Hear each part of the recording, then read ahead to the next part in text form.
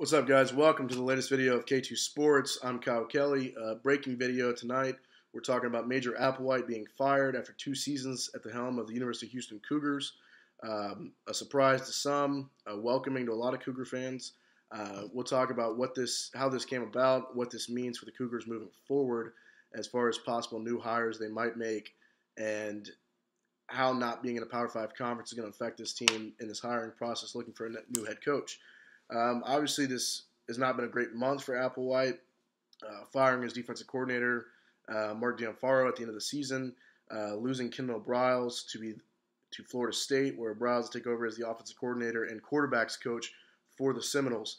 And then, obviously, most recently, the Armed Forces Bowl, that 70-14 loss to Army, one of the most disgusting University of Houston games I've watched in my 24 years. Obviously, after that game, I think a lot of people could see the writing on the wall. The president of the University of Houston and several other admins have made it clear that mediocrity is not acceptable at the University of Houston. 8-4, 8-5 is not a success at the school. Just kind of the program they've built up over the last few years since Tom Herman after Tom Herman leaving. That was kind of the plan. Major was going to keep pushing forward what Herman was doing. Major has not done that in the last 2 seasons. He went 15-11 over 2 seasons. Obviously, that's not great, and he hasn't gotten the best play. And it seemed like, especially this year, a hot start for this Cougar team, and it seemed like they just folded down the stretch. And it seemed like Major had no control over the locker room. Obviously, the situation with Ed Oliver made national headlines. Wasn't a great look on Applewhite either. I said that then. What the interesting thing is about this whole dilemma with the Cougars and looking for a new head coach, at about the time that news was breaking that Major Applewhite's going to be fired, it's also rumored, or the Cougars have rumored interest in West Virginia head coach Dana Holgorsen. So that would be an interesting move. Obviously, the one thing I would take away from that is, can they pry Holgorsen away from West Virginia, who he's in the Big 12, already in a Power 5 conference? And the sane, correct answer would be, why would he leave a Power 5 conference to come to the Cougars in a non-Power 5 conference? Especially when he was competing for a Big 12 championship this past year and has a good team looking forward next year. Obviously, that's going to be a huge factor, I think, in his decision. Now, there are some things that the Cougars can offer that I don't think a lot of schools can offer. Prime recruiting, obviously in the city of Houston, some of the best recruiting classes, or some of the best recruits in the country come out of the Houston area. That's something I think is enticing to a coach, but obviously still not a Power 5 conference, and we're going to come back to that in a second. Obviously, the Tillman factor plays a role. Holgorsen's comfort at U of H. He was the offensive coordinator under Kevin Sumlin for a number of years. And when I say Tillman factor, that's when I say, can you match the money he's making? Can you better the money he's making at West Virginia to make it competitive? And essentially do what A&M just did when they hired Jimbo Fisher from Florida State. Now, obviously, the huge difference in that was, well, he traded the ACC for the SEC. So it's not really a downgrade in conference prestige, maybe in school prestige, but A&M did it by offering a Brinks truck worth of money. So to me, Holgorsen's a long shot, but it does show that U of H doesn't want to be a stepping stone anymore, and they're trying to go get a big fish that's already established at a big school. Some other possibilities I did want to throw out there in this quick video is the University of North Texas, Seth Luttrell, who's 23-17 over the last 3 seasons at UNT, and has really kind of turned that program around up there in North Texas. You got to think the Cougars would be a great spot for a young guy like that continue to grow. But you look at a young coach like that, and my first thought is, well, how many seasons at U of H before he goes to a Power 5 program? So again, U of H is really going to have to do some work into either getting into a Power 5 conference or shaking that mold that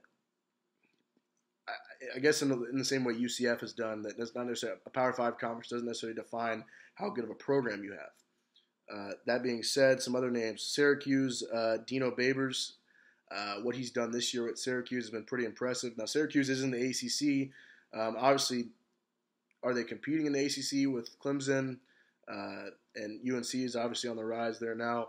Not so much. So maybe a guy like him who's really added to his stats and portfolio this past season would love a fresh start at a place like the University of Houston and kind of have his own program and really run the ship there at a more traditional football school than Syracuse. Another name I want to throw out there, last name I'll throw out there is, and some of you might know him, Tulane's head coach Willie Fritz. Fritz was at Georgia Southern the last 2 years before taking the job at Tulane. Before that, from 2010 to 2013, he was the head coach at Sam Houston State University, led a very successful program there. Obviously, Fritz has been with 3 different teams since 2010, so he's not a stranger to moving schools, not a stranger to taking a better opportunity if it's there. So interesting enough to see if Fritz would be willing to come down to Houston and possibly be the head coach of the Houston Cougars.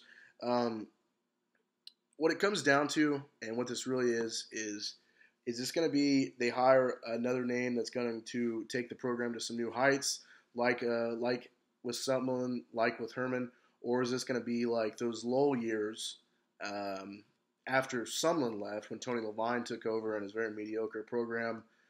So it's really going to be interesting. There's not really a super hot name out there among the college ranks that would take a job like Houston. There's not a lot of offensive coordinators at high-profile schools.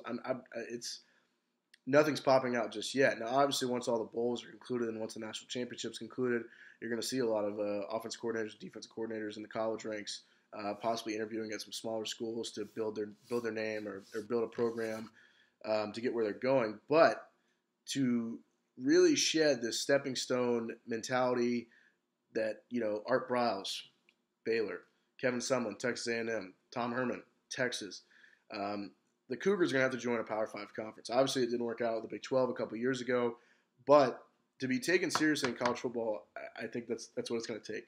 And to be a serious destination for marquee head coaches, and not just for a season or two, they're going to have to join a Power 5 conference.